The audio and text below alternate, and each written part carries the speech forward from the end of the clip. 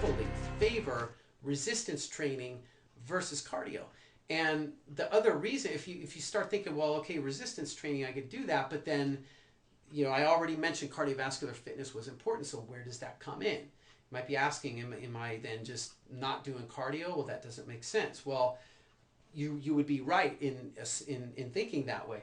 And the thing here is that because you're doing resistance training doesn't necessarily mean that you are foregoing cardio. Now, if you do resistance training, if you perform it in the traditional bodybuilding kind of training methods where you're emphasizing a particular body part and you do a set of an exercise and then you're resting for a minute or 2 minutes and then you do the same thing again and that type of thing, it's not going to do a whole lot cardiovascularly. But you can set up your resistance training sessions to also effectively incorporate a cardiovascular workout within them. So you're really getting a 2-for-1.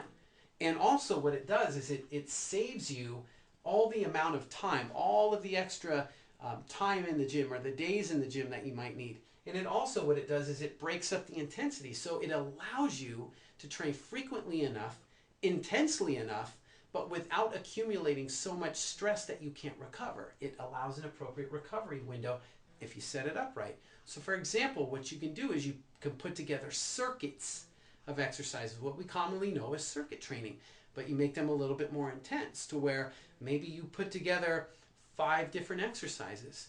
And the exercises would include a squat type pattern, right? A leg movement, a pulling movement like a row or a pull down, a pushing movement, either some kind of a chest press, a push up, an overhead press, a single leg movement like lunges or maybe step ups or single leg squats, and then a rotation movement where you might be just doing some medicine ball rotations or hip rotations or things like that, right? So you could set those up to where you do 1 set of each exercise and you set it up so you're working relatively hard without any real rest, maybe you know, as much as like 10 seconds of rest, just enough to get to the next station and go, complete a series of 5 exercises and then rest for 1 minute and before doing it again and set it up so you're doing maybe 3 to 5 circuits in your workout, right? That's a very effective way to get the muscular work I talked about that you need and also to